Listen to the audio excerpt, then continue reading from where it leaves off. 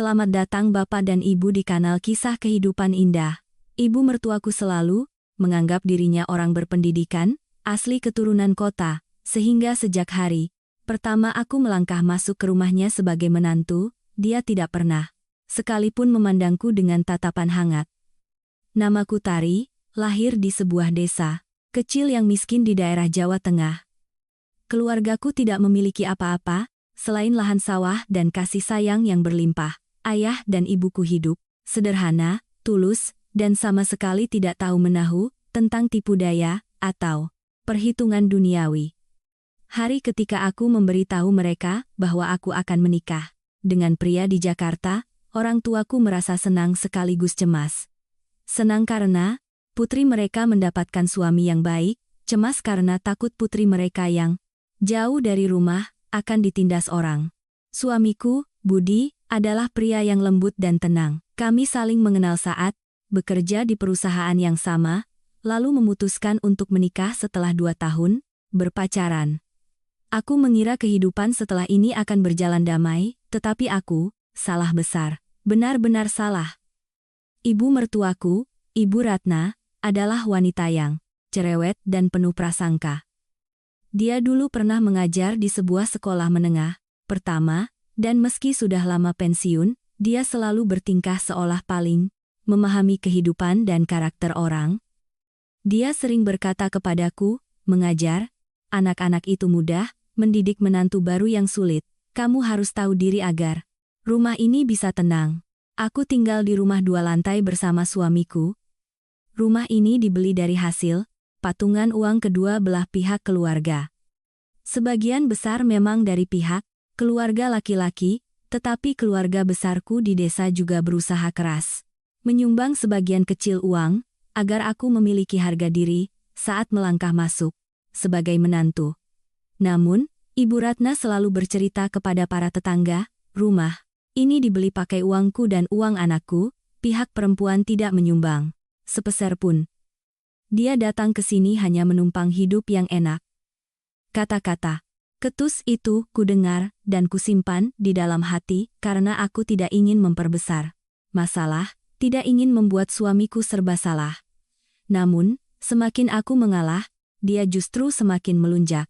Setiap hari aku memasak, merapikan rumah, dan mengurus segalanya dengan harapan bisa hidup tenang. Namun, dia tetap saja tidak membiarkanku tenang. Hanya karena masakanku agak sedikit asin, dia akan mengomel sepanjang hari. Orang desa, makannya terlalu asin, merusak kesehatan. Di kota tidak ada orang yang hidup seperti itu. Aku pernah mencoba berkeluh kesah kepada suamiku, tetapi Budi hanya menggelengkan kepala pelan dengan nada pasrah. Sabar ya, ibu sudah tua, sifatnya memang sulit diubah. Aku mengangguk, meski di dalam hati rasanya sangat sesak. Setiap kali pulang ke desa, untuk menjenguk orang tuaku, aku selalu berusaha untuk segera kembali ke Jakarta. Ibu mertuaku memang tidak melarang, tetapi dia selalu menyindir. Sering-sering saja pulang kampung, tapi jangan salahkan kalau mertuamu bersikap dingin nanti. Mendengar itu, hatiku rasanya perih. Namun, aku tetap bertahan demi anak dan suamiku. Kehidupan terus berjalan, hingga hari aku melahirkan anak laki-laki pertama kami. Ayah dan ibuku naik bus umum dari desa menuju Jakarta untuk menengok cucu mereka. Dengan penuh semangat, mereka membawa ayam kampung, beberapa ikat sayuran, dan beberapa sisir pisang dari kebun sendiri oleh-oleh sederhana yang penuh dengan kasih sayang tulus. Hari itu aku sudah menelepon untuk memberi tahu, tetapi aku tidak menyangka kedatangan mereka bertepatan dengan hari ketika Ibu Ratna kedatangan tamu. Teman-teman lamanya sesama pensiunan guru dari daerah datang berkunjung ke Jakarta, dan Ibu Ratna sedang menjamu mereka di ruang tamu. Begitu melihat ayah dan ibuku melangkah masuk ke halaman rumah, dia langsung bergegas keluar dengan wajah masam dan suara ketus. Di dalam sedang ada tamu. Kalau besan mau datang berkunjung, harusnya memberi tahu terlebih dahulu. Saya tidak bisa membiarkan tamu-tamu saya duduk bersama orang yang berpakaian lusuh seperti ini. Ayahku tertegun, berdiri mematung. dengan tangan masih memegang kantong plastik berisi ayam rebus hangat yang mereka bawa. Ibuku menunduk pelan dan berkata dengan suara lirih, "Mohon maaf Bu Ratna, kami hanya ingin melihat cucu kami sebentar." Ibu Ratna tidak menjawab. Dia berbalik masuk ke dalam rumah, lalu mengunci pintu gerbang besi rapat-rapat dari dalam. Pintu gerbang besi yang berat itu menutup dengan suara berdentang keras, bagaikan tamparan keras di wajah orang tuaku. Mereka berdiri membisu di teras luar di bawah terik matahari, kedua tangan mereka masih memeluk oleh-oleh dari desa yang perlahan mulai mendingin. Aku berlari ke jendela, membuka celah kecil, menjulurkan tanganku untuk memberikan susu hangat dan kain bedong bayi kepada ibuku. Air mataku mengalir deras tanpa bisa dibendung. Ibuku memegang tanganku erat-erat dengan suara bergetar. "Sudah nak, jangan menangis. Ibu dan Bapak pulang saja ya." "Ibu tidak apa-apa." Mereka berdua berjalan pergi dengan langkah gontai, sementara aku berdiri, terpaku di balik gerbang yang terkunci itu. Bahkan ketika aku baru saja melahirkan kurang dari 2 minggu, ibu mertuaku sanggup memperlakukan diriku dan kedua orang tuaku dengan cara sekejam itu. Aku tidak membalas marahnya saat itu, tetapi sejak detik itu, di dalam lubuk hatiku mulai tumbuh sebuah pemikiran. Baru pemikiran untuk melindungi diriku sendiri.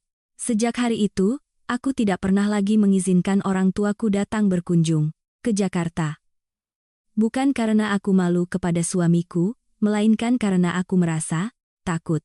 Aku takut jika orang tuaku harus kembali berdiri lesu di samping gerbang rumah putri mereka sendiri, diperlakukan seperti tamu tak diundang yang kehadirannya tidak diinginkan. Aku mengasihani orang tuaku, tetapi aku 10 kali lipat lebih marah pada diriku sendiri. Dahulu aku mengira menikah dengan orang kota adalah jalan untuk mengubah nasib. Siapa yang menyangka bahwa harga dari kehidupan di kota besar ini adalah hari-hari penuh keheningan dan penghinaan. Hari kemudian, Tante Dewi, sepupu ibuku menelepon.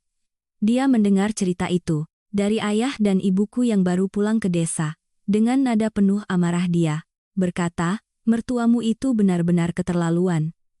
Zaman sekarang masih saja ada orang yang membedakan kaya miskin, kota desa dengan cara sewenang-wenang seperti. Kalau aku ada di sana waktu itu, aku tidak akan membiarkannya begitu saja." Aku hanya bisa tersenyum getir mendengarnya. Tak lama setelah itu, Ibu Sri, tetangga sebelah rumah, mampir bermain. Dia adalah wanita parubaya yang bicaranya blak-blakan tetapi berhati sangat tulus.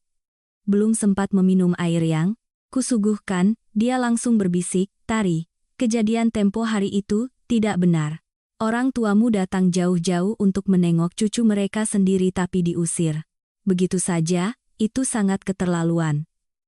Rumah ini, kan ada namamu juga di sertifikatnya. Bukan rumah pribadi mertuamu, kenapa dia bersikap seolah berkuasa sendiri?" Aku tertegun mendengar ucapannya. Ibu Sri menepuk pundakku dan melanjutkan, "Tidak ada seorang pun yang berhak mengusir orang tuamu. Kamu itu menantu di rumah ini, bukan pelayan. Aku tahu kamu mengalah demi suami dan anakmu, tetapi jika kamu terus-menerus mengalah hingga orang tuamu diinjak-injak, itu sudah tidak layak lagi." Kata-kata Ibu Sri terus terngiang-ngiang di dalam kepalaku. Aku terus merenungkannya malam demi malam, sambil memeluk bayiku, dengan perasaan yang sangat berat. Aku teringat desa halamanku, teringat sosok ayahku yang membungkuk, menuntun sepeda tua ke sawah, teringat ibuku yang sibuk membungkus sayuran, dan menyiapkan ayam kampung untuk dibawa ke Jakarta. Mereka tidak melakukan kesalahan apapun. Hanya karena rasa sayang kepada anak dan cucu, mereka rela menempuh perjalanan jauh, namun akhirnya justru mendapatkan penghinaan. Aku menoleh memandang suamiku, Budi. Dia sedang sibuk menatap layar ponselnya. Melihatku memandanginya, dia bertanya, "Ada apa? Masih memikirkan kejadian kemarin?" Aku tidak menjawab, hanya menghela napas panjang. Sesaat kemudian baru, aku bersuara, "Menurutmu, apakah orang tuaku melakukan kesalahan besar hingga ibu memperlakukan mereka seperti itu?" Budi menggaruk kepalanya dengan raut. Wajah serba salah, ibu memang agak keras kepala, tetapi beliau sudah tua, sifatnya sulit diubah. Kalau kamu bisa memaafkan, tolong dimaafkan saja ya. Aku, di posisi tengah-tengah begini juga merasa sangat sulit. Aku kembali terdiam. Aku tahu jika aku terus memilih diam, maka segalanya hanya akan berjalan di tempat yang sama. Di suatu siang yang langka, ketika ibu mertuaku sedang pergi keluar, aku memberanikan diri untuk membuka kembali laci, tempat berkas-berkas rumah disimpan. Sebelum pernikahan kami, ayahku sempat menjual sebagian tanah sawahnya. Untuk patungan bersama pihak keluarga laki-laki membeli rumah ini. Oleh karena itu, sertifikat hak milik atas rumah ini terdaftar atas nama bersama, yaitu aku dan suamiku. Saat itu, ayahku dengan sangat hati-hati membuat salinan resmi sertifikat tersebut dan memberikannya kepadaku untuk disimpan secara pribadi. Saat menyerahkannya, beliau hanya berpesan, jika suatu hari nanti terjadi sesuatu hal yang tidak diinginkan, kamu setidaknya memiliki kekuatan hukum. Sekarang aku baru menyadari bahwa kekhawatiran ayahku saat itu sangatlah tepat. Aku tidak pernah berpikir untuk menyentuh kertas-kertas tersebut. Namun setelah apa yang terjadi, aku menyadari bahwa aku tidak bisa terus hidup dalam kepasrahan seperti ini selamanya. Keesokan harinya, aku memanfaatkan waktu istirahat makan siang untuk pergi ke kantor notaris yang tidak jauh dari tempatku bekerja. Aku menanyakan perihal prosedur penjualan rumah yang terdaftar atas nama kepemilikan bersama suami, istri. Petugas di sana menanyakan apakah sudah ada persetujuan tertulis dari pihak suami. Aku menjawab pelan, belum, tetapi saya akan segera membicarakannya dengan suami saya. Aku tidak menceritakan rencana ini kepada siapapun, bahkan kepada Ibu Sri atau Tante Dewi. Aku bukan orang yang bertindak atas dasar emosi sesaat, tetapi di dalam hatiku yang terdalam, aku memahami bahwa jika aku terus mengalah, tidak hanya diriku sendiri yang akan menderita, melainkan kedua orang tuaku dan anakku kelak juga akan selalu dipandang sebelah mata. Aku harus bertindak, bukan demi membalas dendam, melainkan untuk merebut kembali rasa hormat yang layak didapatkan oleh diriku dan keluargaku.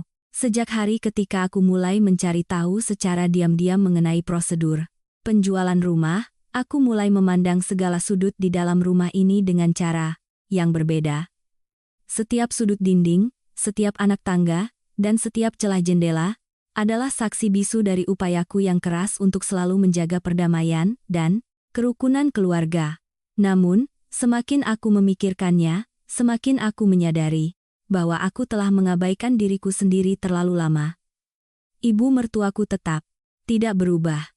Dia masih terus melontarkan sindiran setiap kali aku menelepon ke desa. Suatu hari saat aku sedang berbicara lewat telepon dengan ibuku menanyakan kabar panen di desa, dia berjalan melewatiku lalu mencibir, bicara apa saja sih? Lama sekali?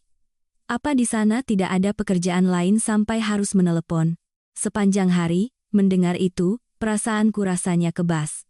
Bahkan di kesempatan lain saat aku sedang memasak, dia memukul-mukul kemoceng pada bingkai jendela di dekatku dan berkata, bingkai jendela berdebu begini saja tidak dibersihkan.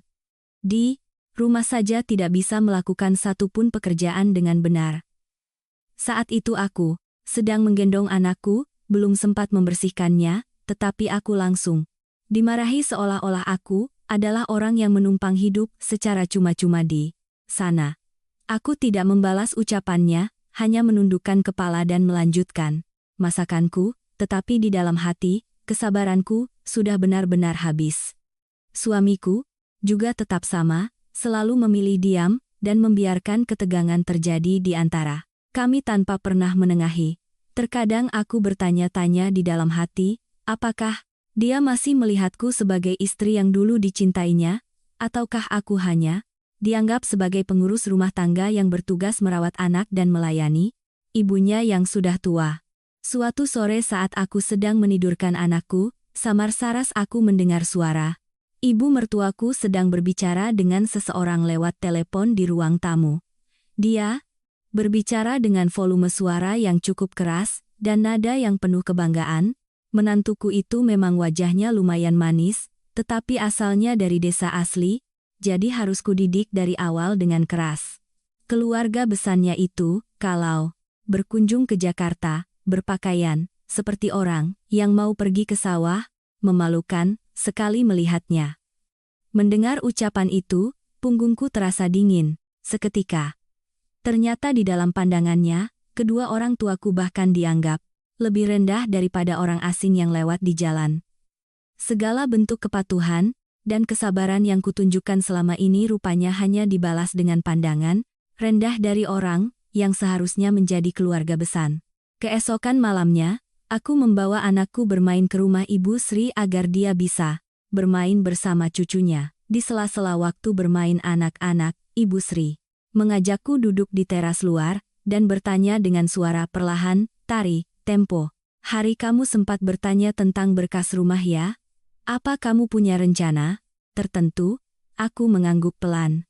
Ibu Sri menatapku lama sekali, lalu berkata, dengan perlahan, "Jika kamu memang merasa sudah tidak bisa lagi menjalani kehidupan seperti ini, jangan pernah ragu untuk mengambil langkah.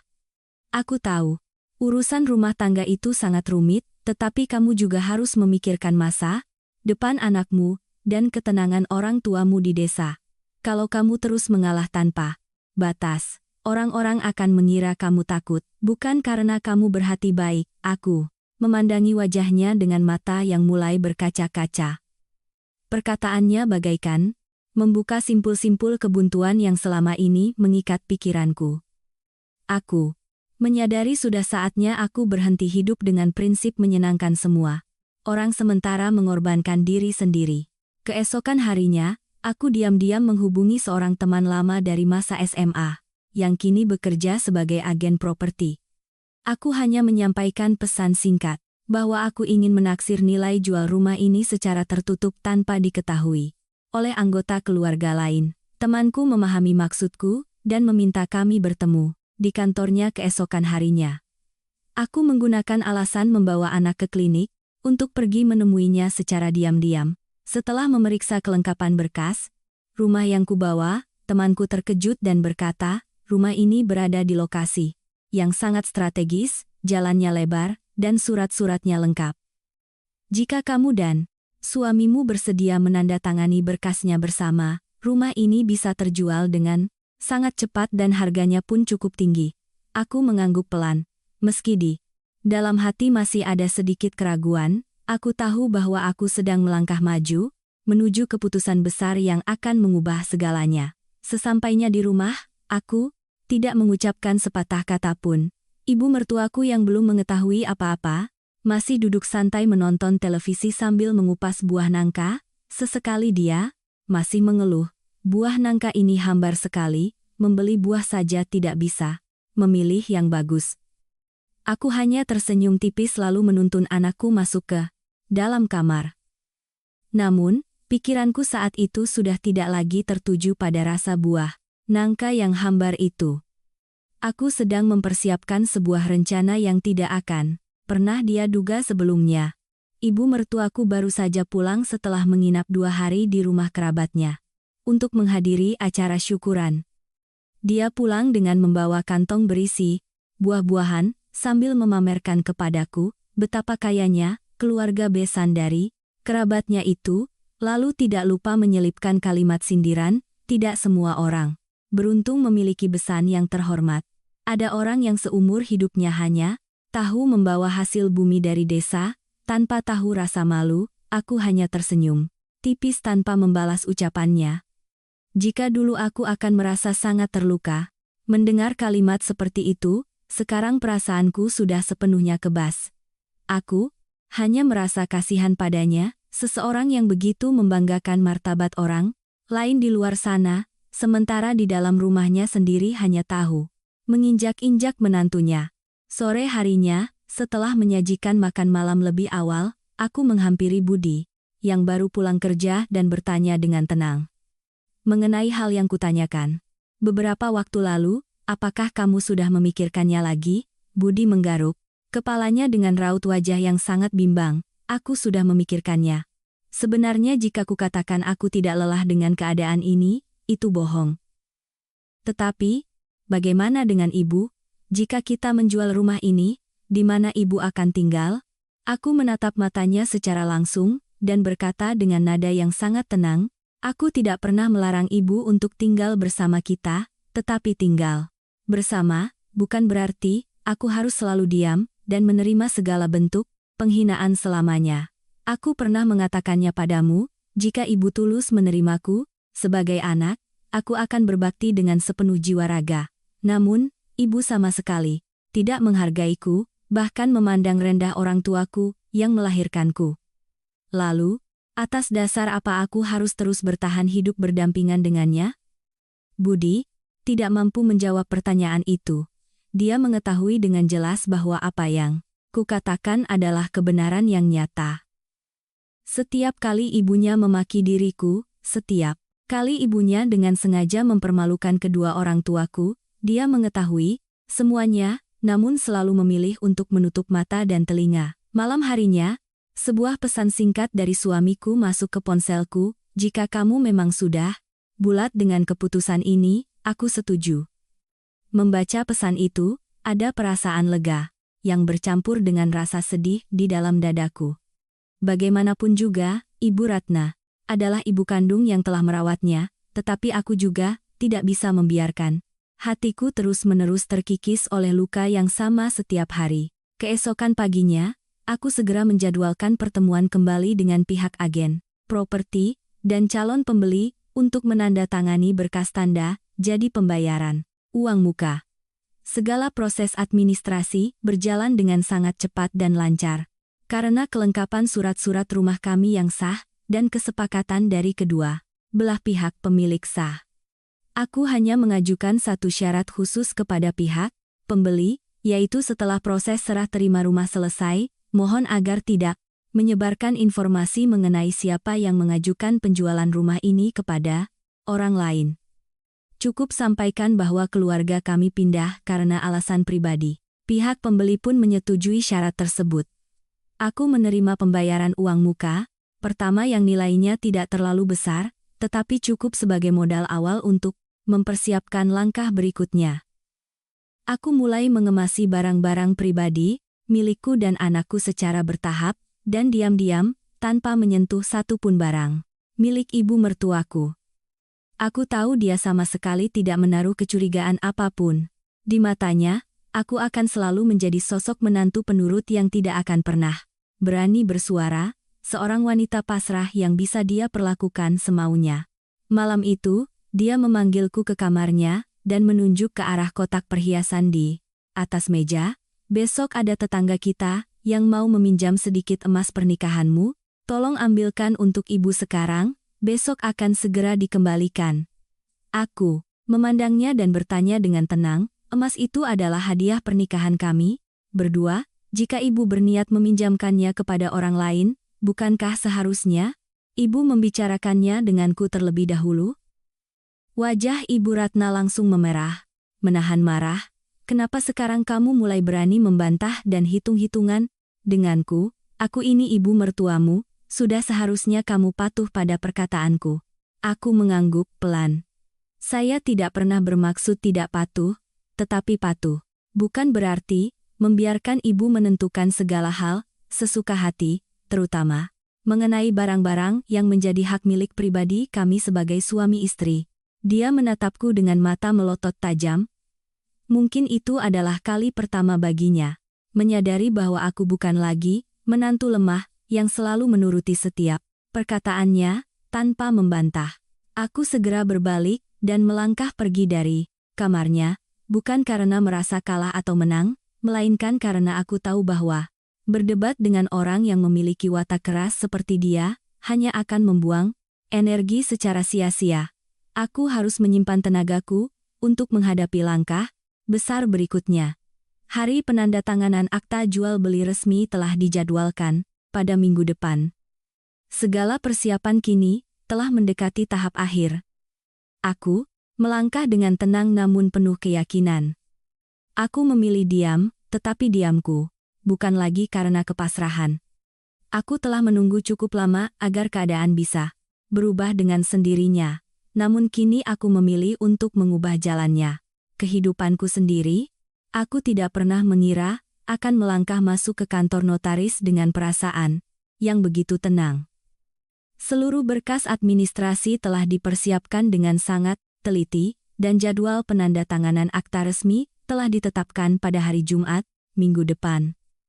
Satu-satunya hal yang perlu kulakukan saat ini adalah menjaga ketenangan pikiran dan menjalani aktivitas sehari-hari seolah-olah tidak ada hal luar biasa yang sedang terjadi. Ibu mertuaku masih belum menyadari apapun yang sedang kami rencanakan. Dia bahkan dengan penuh semangat berdiskusi dengan suamiku mengenai rencananya bulan depan untuk membangun area kecil di loteng lantai atas guna menanam sayuran.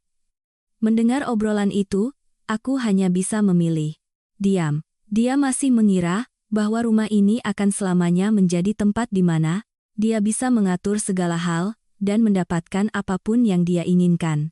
Suatu pagi saat aku sedang menyiapkan susu untuk anakku, aku melihatnya berdiri di tengah ruangan sambil memegang beberapa lembar kertas acak dengan dahi berkerut.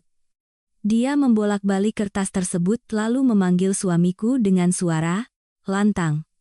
"Budi, apa kamu menaruh berkas sertifikat rumah di atas meja kerja? Kemarin, kenapa sekarang dicari-cari tidak ada?" Jantungku sempat berdegup kencang sesaat.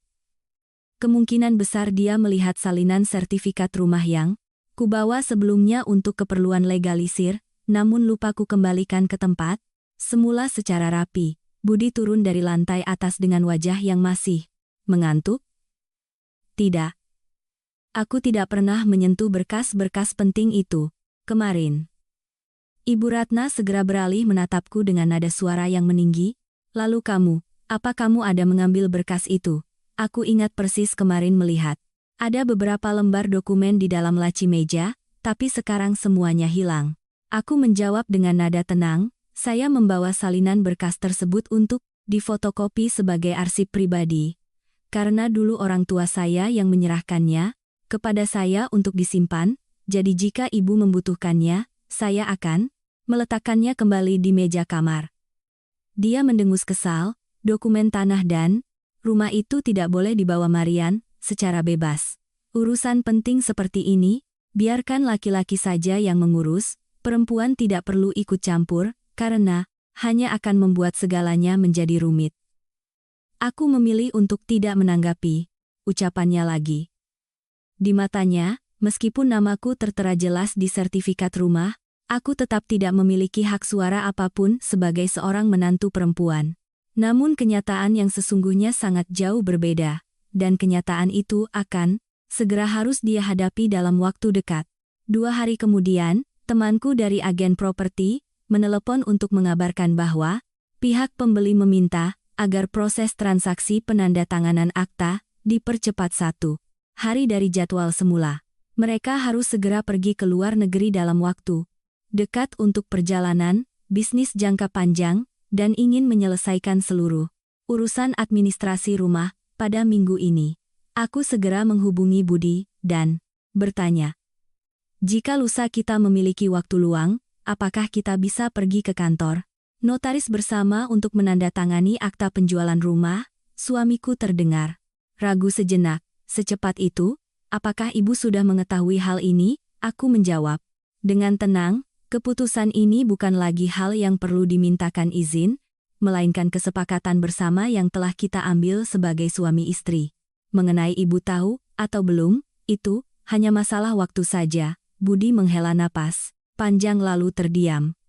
Aku memahami bahwa posisinya saat ini sangat sulit karena terjebak di antara keinginan istri dan ibunya sendiri, tetapi aku tidak bisa membiarkan keraguannya itu menghalangi hakku untuk mengambil keputusan penting demi masa depan hidupku.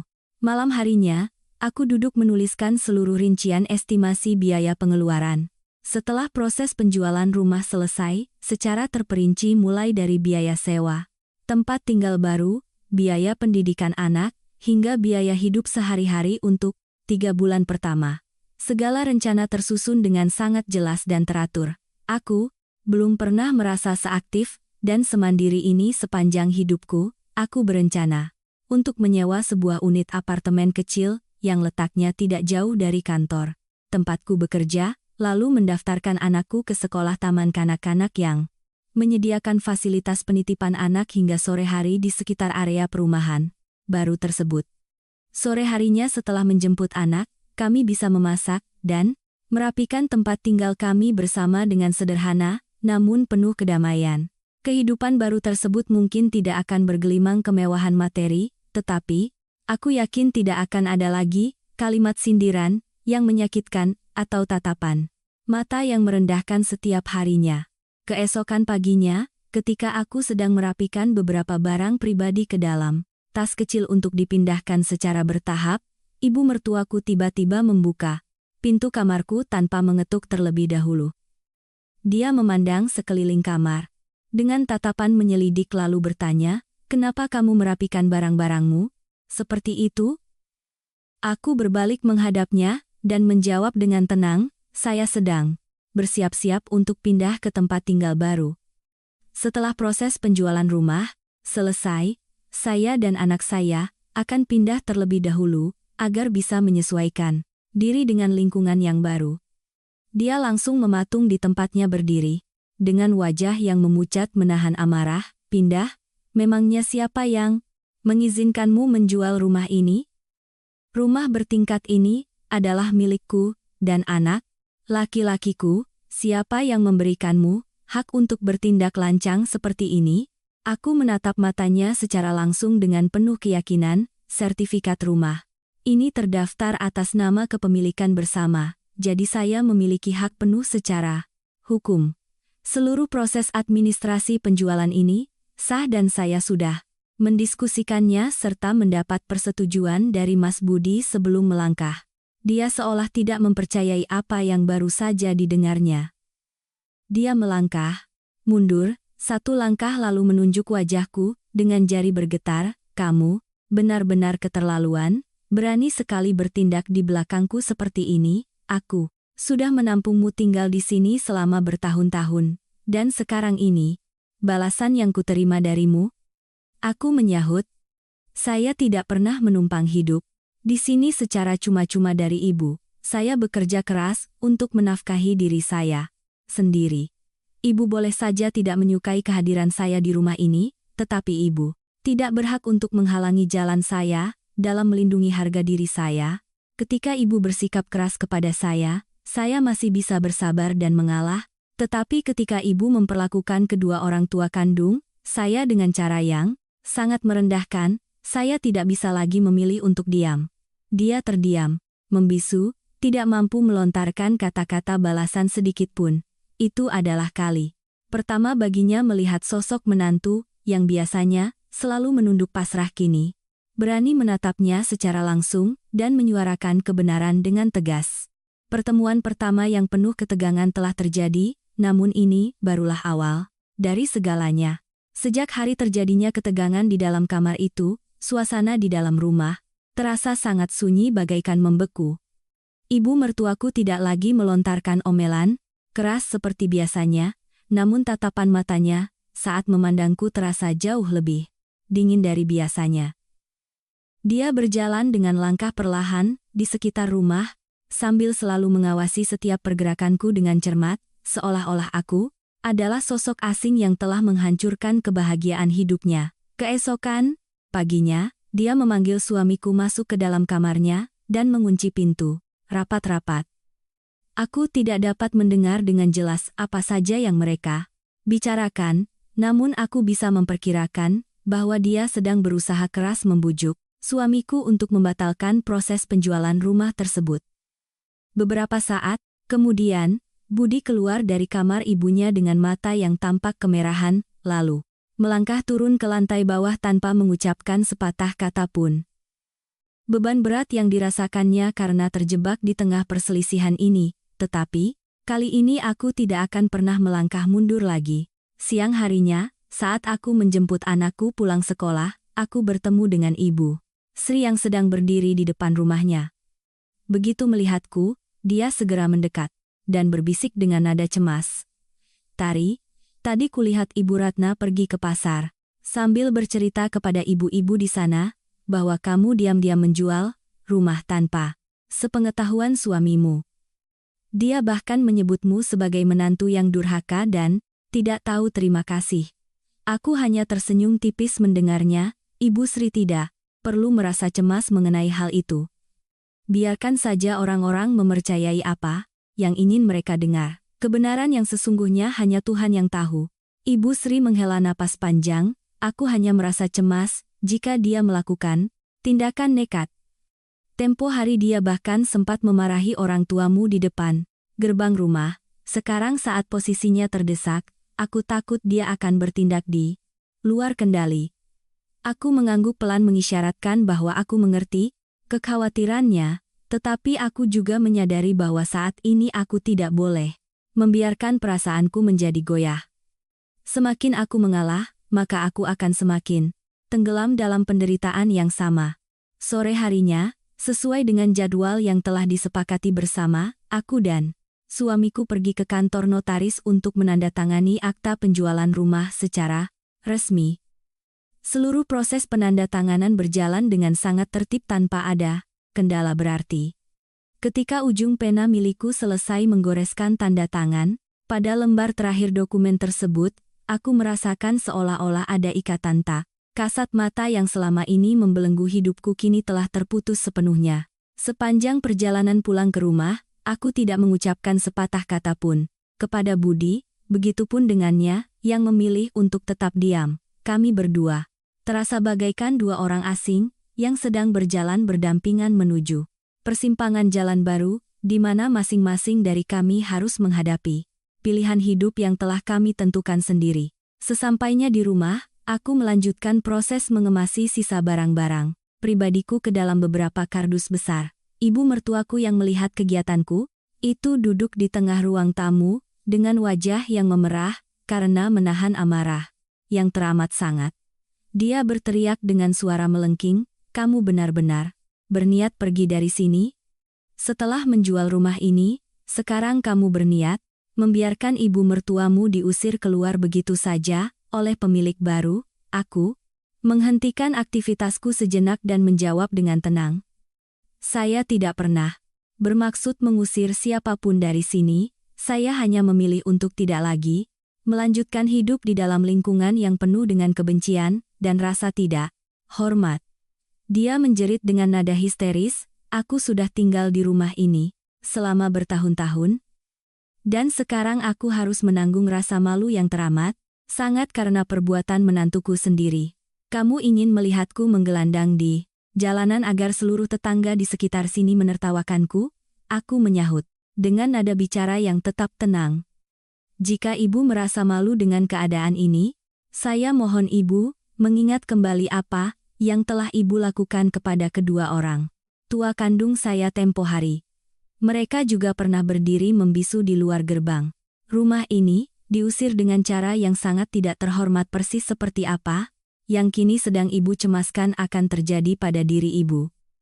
Dia langsung mematung, membisu tanpa mampu membalas sepatah kata pun. Mungkin itu adalah kali pertama baginya dipaksa untuk berkaca pada kesalahan masa lalunya sendiri, yang selama ini selalu ingin dia lupakan begitu saja.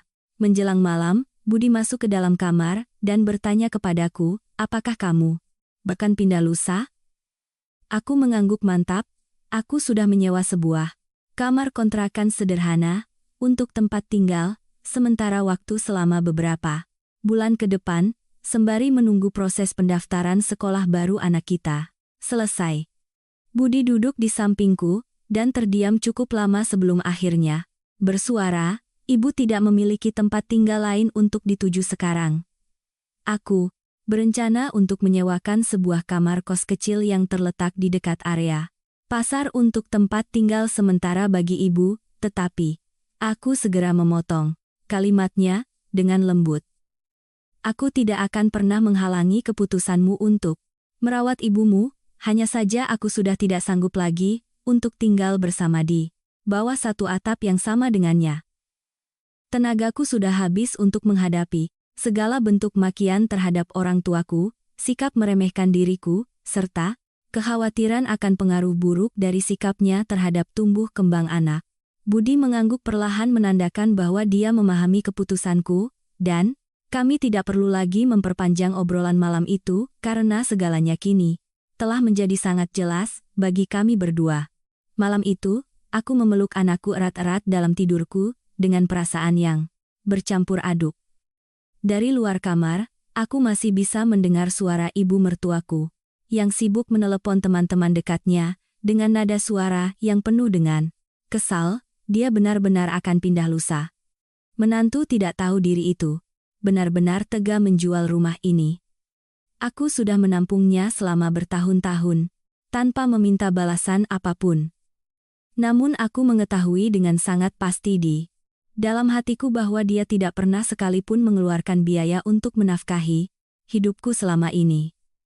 Aku selalu bekerja keras dengan keringatku sendiri untuk mencukupi kebutuhan keluarga kecilku. Satu-satunya hal yang dia berikan kepadaku sepanjang waktu kebersamaan kami hanyalah luka batin dan penderitaan yang mendalam. Kehidupan baru yang mandiri kini telah menantiku di depan mata. Aku tidak tahu rintangan apa lagi yang akan kuhadapi kelak, namun setidaknya aku telah memberanikan diri untuk mengakhiri babak kehidupan yang penuh dengan kepedihan ini. Jika ada di antara bapak dan ibu yang pernah dihadapkan pada pilihan hidup yang sangat sulit seperti yang kualami ini, tentu akan dapat memahami perasaan lega yang kini kurasakan. Jika bapak dan ibu merasa kisah perjalanan hidupku ini memberikan nilai pelajaran yang berarti, silakan untuk mendukung dengan cara berlangganan pada kanal Kisah Kehidupan Indah ini, guna terus mengikuti kelanjutan kisah-kisah penuh makna lainnya. Setelah hari kepindahanku dari rumah bertingkat itu, suasana di dalam bangunan berlantai 2 tersebut terasa sangat sepi, tanpa adanya suara tawa anak kecil atau kehangatan aroma masakan sore hari. Ibu mertuaku tinggal seorang diri di sana dengan raut wajah yang selalu tampak murung, berjalan lunglai mengitari ruangan seolah-olah kehilangan arah hidupnya karena kini tidak ada lagi orang yang bisa dia perintah dan marahi sesuka hati. Hanya selang beberapa hari kemudian, surat pemberitahuan dari pihak pembeli baru tiba, meminta agar rumah tersebut segera dikosongkan, sesuai dengan batas waktu penyerahan yang telah disepakati bersama secara tertulis. Surat itu benar-benar membuatnya terkejut dan terguncang. Dia segera menghubungi Budi, lewat telepon dengan nada suara yang sangat tinggi penuh amarah. "Kamu benar-benar anak yang durhaka, tega membiarkan istrimu menjual rumah ini dan mengusir ibu kandungmu sendiri dari sini. Apa kamu sudah tidak lagi menganggapku sebagai ibumu, Budi?" Budi tidak berniat mendebat ucapan ibunya lagi. Dia hanya menyahut dengan satu kalimat tenang, "Budi tidak pernah berniat mengusir ibu dari sana, tetapi jika ibu bersedia mengingat kembali kejadian lampau, ibulah yang pertama kali mengusir kedua orang tua istri saya di depan gerbang rumah kita sendiri." Aku yang berdiri di samping suamiku, saat mendengar percakapan itu, hanya bisa terdiam membisu dengan perasaan yang berkecamuk. Tidak ada rasa senang atau puas sedikit pun di dalam hatiku, melainkan hanya ada rasa sedih yang mendalam. Sedih melihat sosok seorang ibu yang sepanjang hidupnya hanya sibuk menjaga harga diri dan gengsi semu di mata orang lain, tanpa pernah peduli untuk menjaga kehangatan hubungan kekeluargaan yang sesungguhnya. Beberapa hari kemudian, beberapa pekerja mulai berdatangan untuk merapikan dan membersihkan rumah tersebut guna mempersiapkan kepindahan pemilik baru. Ibu mertuaku sempat bersikeras untuk tetap bertahan di dalam ruang tamu sepanjang pagi itu.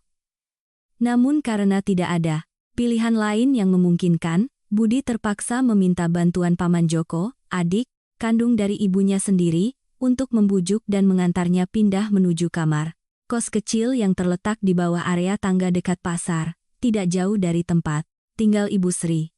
Kejadian kepindahannya itu langsung menjadi bahan perbincangan hangat di kalangan para tetangga sekitar. Ibu Sri menceritakan kembali kejadian hari itu kepadaku dengan nada prihatin. Hari ketika dia pindah dari sana, hampir seluruh warga gang keluar untuk menyaksikannya langsung. Beberapa tetangga sempat menyayangkan kejadian itu, sementara yang lain merasa bahwa itu adalah buah dari kesombongannya selama ini karena kerap bersikap angkuh kepada warga sekitar. Aku hanya terdiam mendengar cerita tersebut. Aku sama sekali tidak pernah memiliki niat untuk menyengsarakan ibu mertuaku hingga ke titik kehidupan seperti itu, namun di dalam hidup ini kerap kali berlaku, hukum sebab akibat apa yang kita tanam, itulah yang akan kita tuai kelak. Jika saja di masa lalu dia bersedia membagikan sedikit kehangatan kasih sayang kepada menantunya, tentu keadaannya saat ini akan sangat berbeda. Aku tetap menjalani aktivitas pekerjaanku sehari-hari seperti biasa. Setiap pagi, aku mengantarkan anakku pergi ke sekolah taman kanak-kanak, lalu menjemputnya kembali saat sore hari tiba. Meskipun tempat tinggal kami yang baru ini sangat sederhana, suasana di dalamnya terasa sangat ringan dan damai, tanpa beban, ketakutan akan penilaian orang lain. Anakku pun perlahan mulai terbiasa dengan lingkungan barunya yang baru. Suatu hari dia sempat bertanya kepadaku dengan polos, "Ibu, kenapa sekarang nenek tidak lagi tinggal bersama kita di rumah?" Aku mengusap kepalanya dengan lembut sambil berkata pelan, "Karena nenek saat ini membutuhkan tempat yang tenang untuk beristirahat sendiri. Kelak jika kamu sudah tumbuh besar, kamu juga harus belajar untuk hidup mandiri seperti ini." Aku tidak pernah mengajarkan anakku untuk membenci neneknya sendiri, tidak pula pernah menceritakan segala bentuk kesalahan masa lalu yang pernah dilakukan oleh mertuaku kepadanya. Aku hanya ingin mendidiknya agar memahami bahwa sikap saling menghargai harus ditumbuhkan melalui tindakan nyata sehari-hari, bukan sesuatu yang bisa dipaksakan begitu saja kepada orang lain. Suatu pagi saat aku sedang berbelanja kebutuhan memasak di pasar tradisional dekat tempat tinggalku, dari kejauhan, aku melihat sosok ibu mertuaku sedang duduk lesu di tepi jalan pasar, di samping lapak jualan kecil miliknya yang menjajakan beberapa barang, kelontong sederhana, seperti sisir rambut, sapu tangan, jepit rambut, dan dompet kecil bekas. Tatapan matanya tampak kosong, tubuhnya terlihat jauh lebih kurus dari sebelumnya, dan tidak ada lagi sisa-sisa kewibawaan dari sosok wanita yang dulu hobi berteriak, memerintah di tengah rumah bertingkatnya. Kami sempat saling bertatapan sesaat dari kejauhan, namun dia segera mengalihkan pandangannya ke arah lain. Mungkin di dalam hatinya masih ada rasa canggung dan enggan untuk mengakui kenyataan hidup yang kini harus dijalaninya sebagai akibat dari perbuatannya sendiri di masa lalu.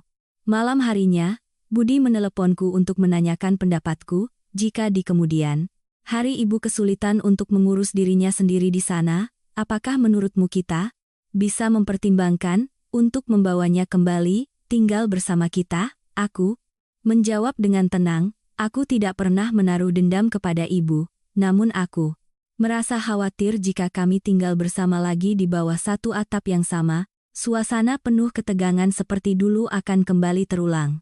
Jika ibu memang membutuhkan bantuan tempat tinggal yang layak, dan bersedia untuk belajar saling menghargai satu sama lain, aku tentu bersedia untuk membantu mencarikan jalan keluar yang terbaik.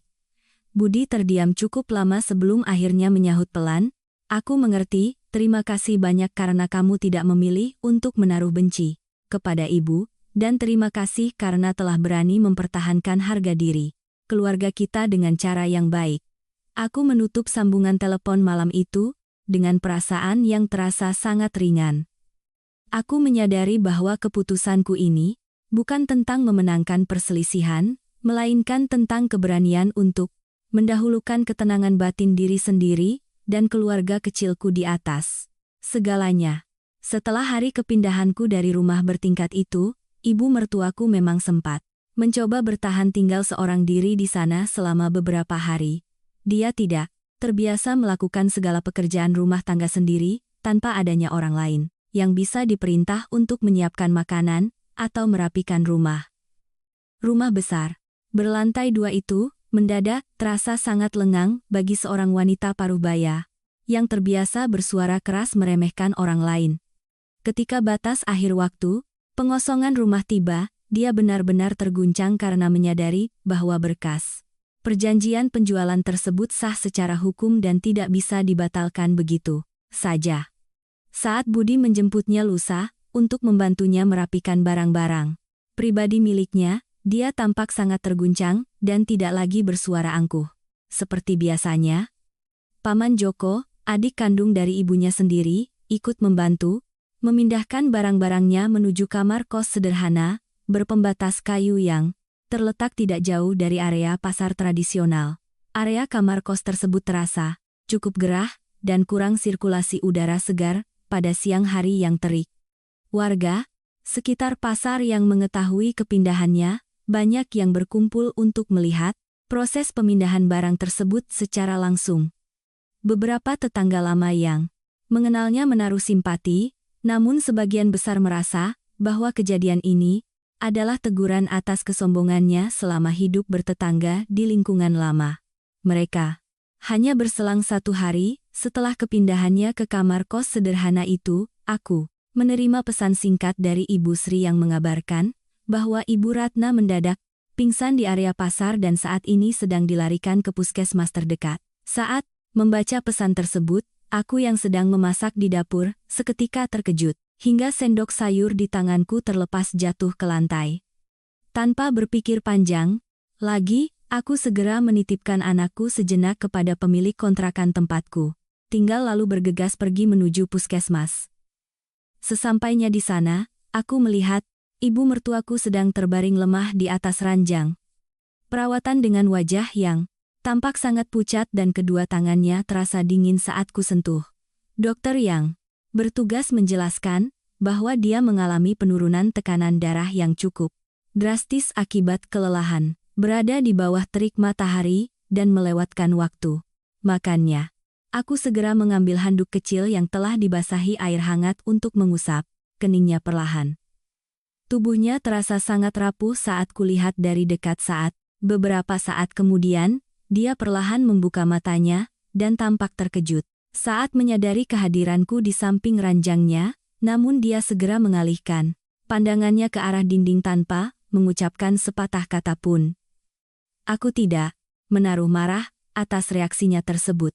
Aku membantunya untuk duduk perlahan lalu, menyuapinya beberapa sendok bubur hangat yang sebelumnya telah dibawakan oleh Ibu Sri secara perlahan setelah meniupnya hingga hangat. Paman Joko yang baru saja tiba di puskesmas segera menghampiriku dan berbisik dengan nada penuh harap, Tari, jika memang ibu mertuamu pernah melakukan kesalahan besar di masa lalu kepada keluargamu, orang-orang di luar sana pun sudah memberikan penilaian mereka sendiri. Namun bagaimanapun juga dia kini sudah lanjut usia, dan tidak akan sanggup bertahan jika harus hidup seorang diri tanpa bantuan. Jika kamu berkenan, mohon jangan abaikan dia sepenuhnya. Aku mengangguk pelan memberikan tanda bahwa aku memahaminya, meski aku tidak menjanjikan komitmen besar apapun saat itu.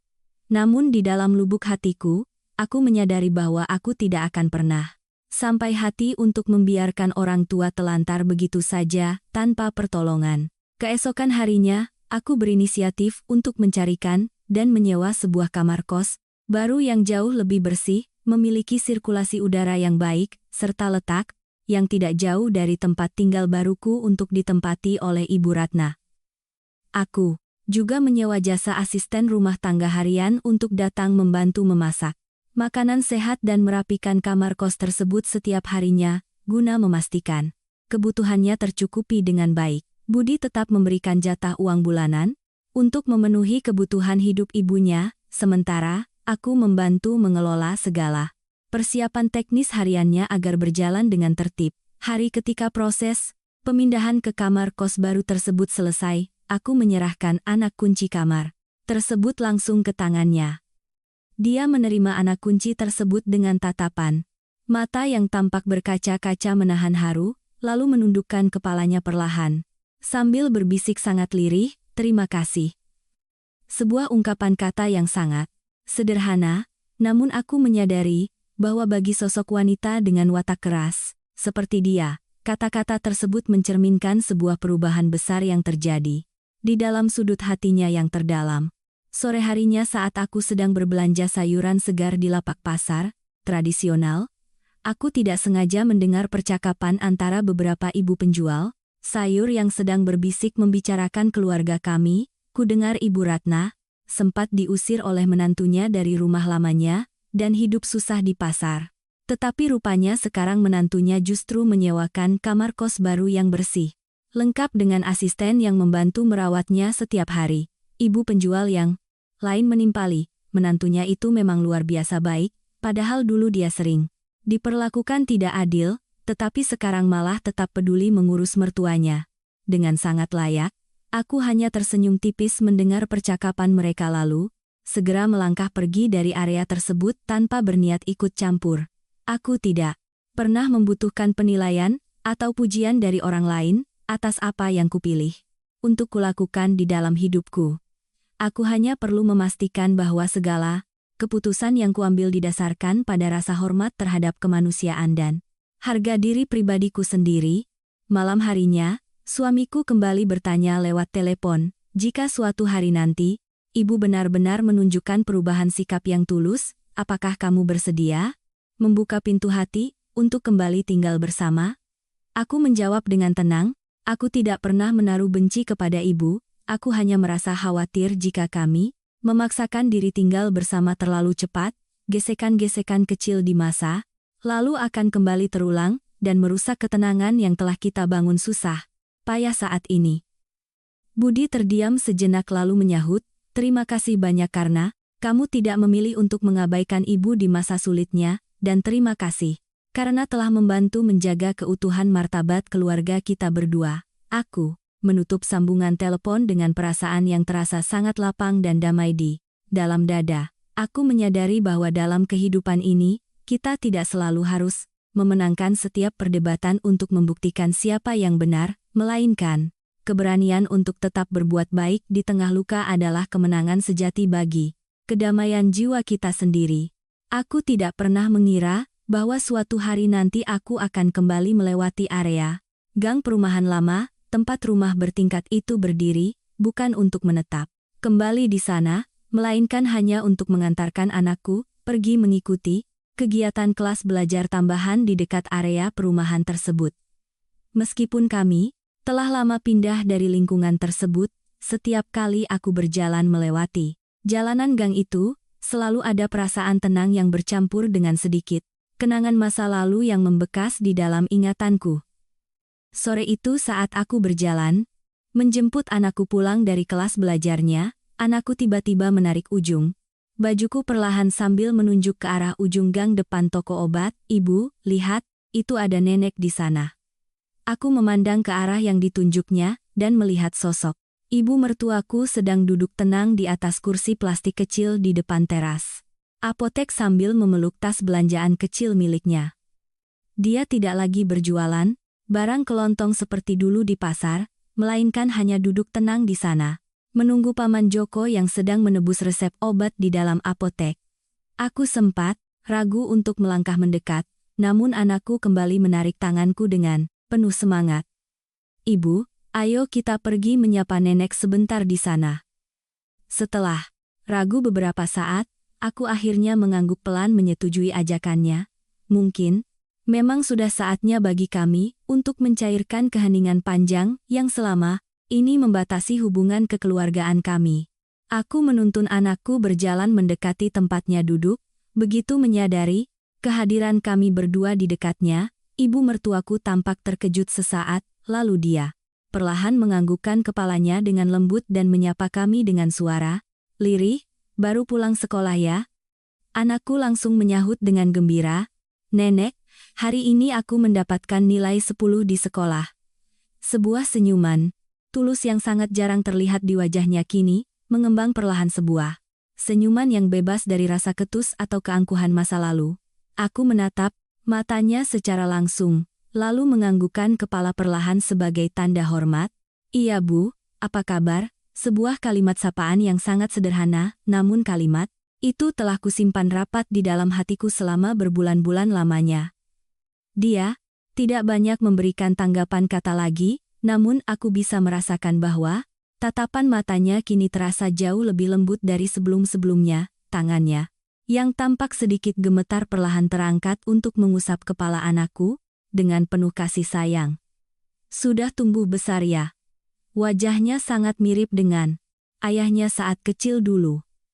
Aku tidak meneteskan air mata saat itu, namun ada perasaan hangat yang perlahan mengalir di dalam dadaku. Mungkin sebuah perubahan, sikap yang tulus tidak selalu harus diawali dengan rangkaian kata permohonan, maaf yang panjang lebar, melainkan cukup dengan keberanian kedua belah pihak untuk melihat kenyataan hidup secara jernih dan berdamai dengan diri mereka sendiri. Malam harinya setelah kami sampai kembali di rumah kontrakan, Budi datang, berkunjung dengan membawa kantong berisi makanan hangat untuk makan malam bersama. Dia menyajikan makanan tersebut di atas meja kecil, kami sambil tersenyum hangat. Malam ini aku yang menyiapkan makan malam untuk kita, kalian berdua hanya perlu duduk bersantai dan menikmati makanannya bersama. Aku tersenyum melihat usahanya yang sedikit canggung saat mencoba memisahkan duri ikan di piring kami dengan penuh perhatian. Setelah makan malam selesai, dia perlahan mengeluarkan sebuah buku tabungan kecil dari dalam saku bajunya lalu menyerahkannya kepadaku. Tabungan ini kubuat atas nama anak kita, di dalamnya sudah kugabungkan sebagian uang hasil penjualan rumah tempo hari serta sisa tabungan bulanan yang berhasil kusisihkan setiap bulannya. Tolong disimpan baik-baik untuk keperluan masa depannya kelak ya. Dimanapun kita tinggal, nantinya, masa depan anak kita harus tetap terjamin dengan baik. Aku menerima buku tabungan tersebut dengan perasaan yang terasa sangat ringan dan lapang. Buku tabungan itu bukan sekadar jaminan materi bagi anak kami, melainkan sebuah simbol kebebasan bagi kami untuk menentukan arah masa depan keluarga kecil kami, tanpa perlu lagi merasa cemas akan bayang-bayang penindasan atau kepasrahan masa lalu. Suatu pagi yang cerah saat aku sedang sibuk menjemur pakaian di halaman kontrakan kami, aku melihat seorang nenek tetangga sebelah kontrakan sedang kesulitan membawa ember cucian yang tampak sangat berat. Aku segera bergegas, menghampirinya untuk memberikan bantuan tenaga. Nenek itu tersenyum ramah, memandangku dan berkata, orang yang berhati baik itu tidak selalu harus tinggal di dalam rumah gedung bertingkat yang megah, cukup dengan menjaga ketulusan hati. Dalam menjalani kehidupan sehari-hari saja, sudah sangat indah, nak. Kata-kata sederhana itu seketika membuatku teringat kembali pada rumah megah berlantai 2 yang dulu pernah ku tempati. Rumah itu memang tampak sangat indah dan kokoh berdiri, namun aku menyadari bahwa aku tidak pernah benar-benar bisa merasakan kehangatan sebuah rumah sejati di dalamnya. Sebuah bangunan megah sekalipun jika tidak diisi dengan rasa saling menghargai dan kasih sayang tulus antar penghuninya, hanya akan terasa bagaikan bangunan beton yang dingin dan hampa. Kini di dalam rumah kontrakan kami yang sederhana ini, setiap pagi aku bisa mendengar suara ceria anakku menyapa, "Ibu, aku lapar."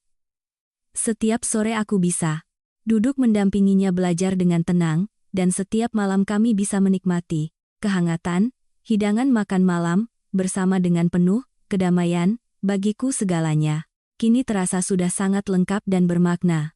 Aku tidak pernah tahu rintangan hidup apa lagi yang akan menanti kami di masa depan, namun untuk saat ini, aku merasa sangat bersyukur karena dapat menjalani hidup dengan mandiri berdasarkan keputusan yang kuambil demi menjaga harga diri pribadi, menghormati orang tua kandung, serta melindungi keutuhan keluarga kecil yang kubangun dengan penuh kasih sayang.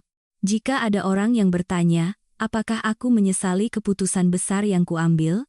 Tempo hari, aku akan menjawab dengan tegas bahwa aku tidak pernah menyesalinya sama sekali, karena jika aku tidak pernah melewati masa-masa sulit tersebut, aku tidak akan pernah mengetahui seberapa kuat diriku dalam menghadapi badai kehidupan. Dan jika aku tidak pernah merasakan luka batin tersebut, mungkin hingga saat ini aku masih akan terus hidup pasrah di bawah bayang-bayang tekanan orang lain. Dalam menjalani roda kehidupan ini, kita tidak selalu harus berjuang untuk memenangkan persaingan dengan orang lain, melainkan cukup memastikan bahwa diri kita tidak kalah oleh kelemahan batin kita sendiri. Jika Bapak dan Ibu merasa kisah perjalanan hidupku ini memberikan nilai pelajaran hidup yang berharga, silakan untuk memberikan tanda suka, membagikan kisah ini kepada kerabat terdekat, serta mendukung dengan cara berlangganan pada kanal Kisah Kehidupan Indah ini guna terus mengikuti kisah-kisah penuh inspirasi lainnya. Terima kasih banyak atas kesediaan waktu Bapak dan Ibu untuk mendengarkan kisah ini hingga selesai. Semoga Bapak dan Ibu sekalian selalu diberikan kesehatan yang prima, kedamaian batin yang berlimpah, serta kebahagiaan hidup yang sejati.